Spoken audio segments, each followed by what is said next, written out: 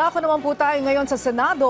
Ilang mga issue pa ang lumutang sa pagdinig kahapon hinggil sa operasyon ng iligal na pogo sa Bamban, Tarlac. Kabilang na dito ang umano'y dating PNP chief na sinasabing kasama sa pogo payroll. Bukod dito, na-question din kahit ang citizenship ni Cassandra Ong. Ang sentro ng balita ay hahatid ni Daniel Manalastas live.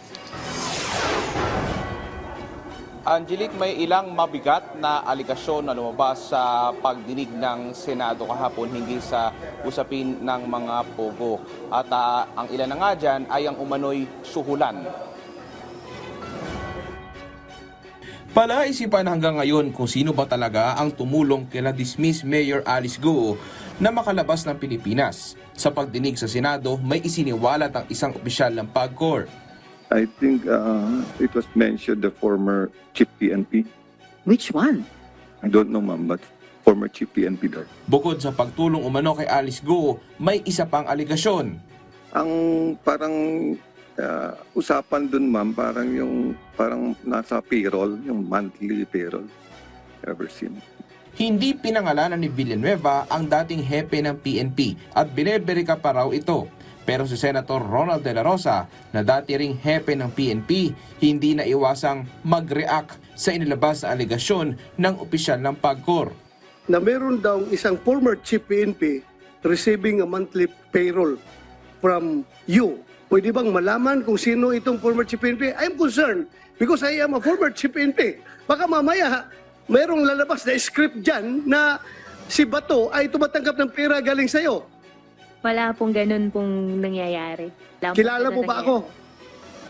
Nakita ko po kayo in person nung andito na po sa Senate po.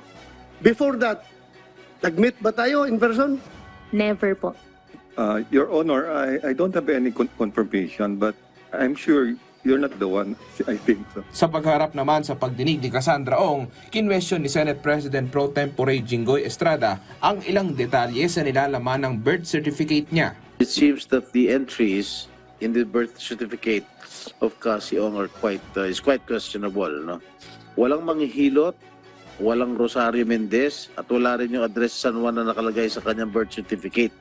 At isa pa, nung mayor ako ng San Juan, libre panganganak doon. Pag-amin naman ni Ong hinggil kay Duan Renwu na sinasabing ninong niya at isang fugitive umano sa China. Si Duan Renwu. Close ko po siya. Hindi mo alam, sabi mo, that international fugitive siya. Yes po, Mr. Chair. Si Senate Majority Leader Francis Tolentino may babala naman sa mga Go matapos ang kanilang pahayag na sumakay sila umano ng barko palabas ng bansa. Pagpatuloy pa rin itong kanilang pagmamatigas ng ulo na sinasabi doon sila dumaan. Naririnig ako ng mga abogado nila,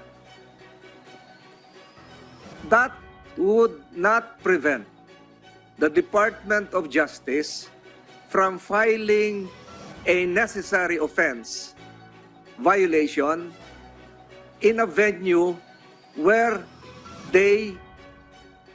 which is part of their escape route. Final nyo sa Sulu, RTC.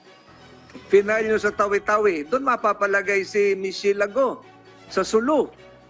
Yes, Your Honor, there's a possibility. Angelique, update lamang ayon sa kampo ni Senator Risa Hontiveros, ang susunod na pagdinig nila ay sasagawa next week, Tuesday. At ito na raw yung posibleng last o huling pogo hearing. At matapos ito, Angelique, ay susunod na pagtutuunan pansin ng mga senador ay ang usapin naman dito kay Pastor Apollo Kibuloy. Angelique? Okay, maraming salamat sa iyo, Daniel Manalastas.